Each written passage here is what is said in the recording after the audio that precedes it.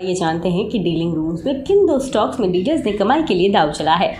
बाजार की तेजी में ऑटो, फार्मा और एफएमसीजी शेयरों में सबसे अच्छी तेजी देखने को मिली, जबकि तीनों इंडेक्स करीब 1% ऊपर चढ़कर कारोबार करते नजर आए। टीवीएस मोटर्स, आइशर मोटर्स और मारुति में 2% की तेजी देखने को मिली। पीएम मोदी के फ्रांस दौरे से पहले डिफेंस शेयरों में जोरदार तेजी नजर आई। मझगांव डॉक में 10% का अपर सर्किट लगा। वहीं SCI, garden reach ship builders, BEL, HAL में भी 3 से 6% की तेजी देखने को मिली। कार ट्रेड में आज 10% की जोरदार रफ्तार रही। कंपनी ने OLX का ऑटो कारोबार 537 करोड़ रुपए में खरीदा। प्रीमियर एक्सप्लोजिव्स में भी 20% की तेजी देखने को मिली। कंपनी को रक्षा मंत्रालय से 552 करोड़ रुपए का ऑर्डर मिला।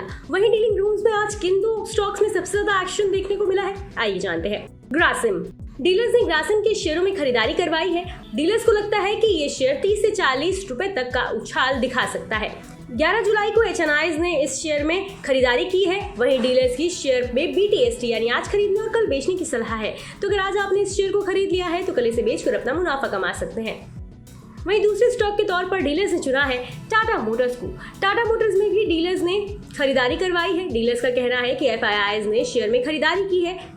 डीलर्स के मुताबिक शेयर में 4 से 5% की पोजिशनल तेजी संभव है। जुलाई सीरीज के फ्यूचर्स में नई खरीदारी हुई है। बता दें कि CNBC आवाज पर हर दिन एक खास शो कमाई का अड्डा में एक खास सेगमेंट डीलिंग रूम चेक पेश किया जाता है, जिसमें यतिन मोहता सूत्रों के द्वारा ब्रोकरेज हाउस के डीलिंग रूम से ये जानकारी हासिल करते हैं कि आज किन दो स्टॉक्स में ब्रोकरेज ने अपने क्लाइंट्स को सबसे ज्यादा ट्रेड लेने की सलाह दी।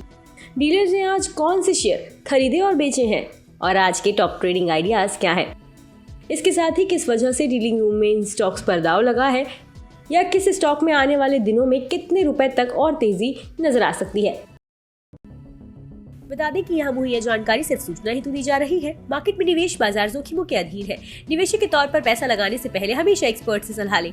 मनी कंट्रोल की तरफ से किसी को भी पैसा लगाने की यहाँ कभी भी सलाह नहीं दी जाती है।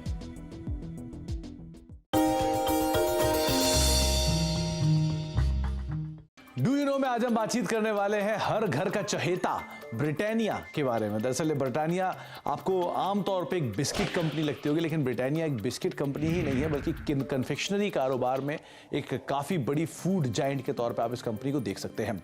इस कंपनी की शुरुआत 130 साल पहले हुई थी और इस करीब 295 रुपए में उस समय पर इस कंपनी की शुरुआत की गई थी। सेंट्रल कोलकाता के एक छोटे से घर में इसकी शुरुआत हुई थी और वहाँ से धीरे धीरे एक्सपैंड करते करते आज इतना बड़ा स्केल आप ब्रिटानिया का देख रहे हैं। ब्रिटिश बिजनेसमैन ने एक स्मॉल हाउस में इस कंपनी की शुरुआत की थी, जिसको धीरे से या फिर बाद में विद टाइम एक्वायर किया गया था गुप्ता ब्रदर्स की तरफ से और इस कंपनी का नाम बन गया था VS ब्रदर्स। लेकिन विद टाइम इस कंपनी में मल्टीपल चेंजेस हुए ओनरशिप को लेकर, जिसके बाद और फेरबदल हुआ और एक ऐसा भी समय आया 1979 में जबकि नेबिस्को ब्रांड, जो ओरियो के एक संस्थापक के तौर पे जानते हैं, जिनको आप ओरियो बिस्किट को अगर आप जानते हैं तो वो नेबिस्को की ब्रांड रहे हैं, उन्होंने इस कंपनी को एक्वायर कर लिया था। एक मेजर स्टेक करीब 27-28% के आसपास स्टेक वो इस कंपनी के अंदर ओन करते थे। लेकिन जो एग्जिस्टिंग प्रमोटर है वाडिया ग्रुप ने, उन्होंने करीब 1990 में इस कंपनी को एक्वायर किया। तो आप अंदाजा लगा लिए करीब 3 दशक से ज्यादा का हिस्सा जो है वो एग्जिस्टिंग प्रमोटर्स के पास इस कंपनी का है।